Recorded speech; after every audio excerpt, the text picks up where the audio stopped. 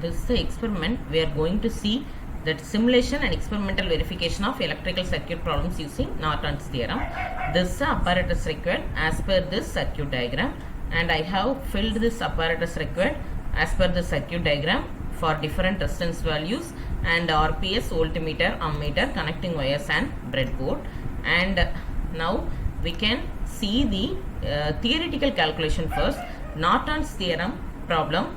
To find orthogonal, we have to follow the same procedure as of Thevenin's theorem. Therefore, short circuit the voltage source and open RL, and we can find the orthogonal value. Then to find IN current, there we have opened the RL, and now for Norton's theorem we have to short the RL, and then we have to find the IN current.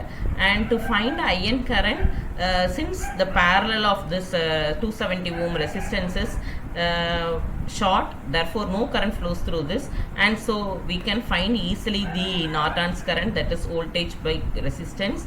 And Norton's equivalent circuit we have to draw like this, and this is a formula to find the load current, and this is the practical value I have found when doing the experiment. I have connected this RPS resistance in the breadboard, and I have found the value in this ammeter, and I have filled the output value here. See here the voltage supply, practical value and theoretical value of IN, Norton's current, orthogonal, and also current through the load resistance. And this is experiment that we have to found also using the simulation diagram also, and therefore simulation diagram I have draw in MATLAB software. This is the MATLAB software. Here we have to open a new Simulink model, and we have to connect several blocks using this Simulink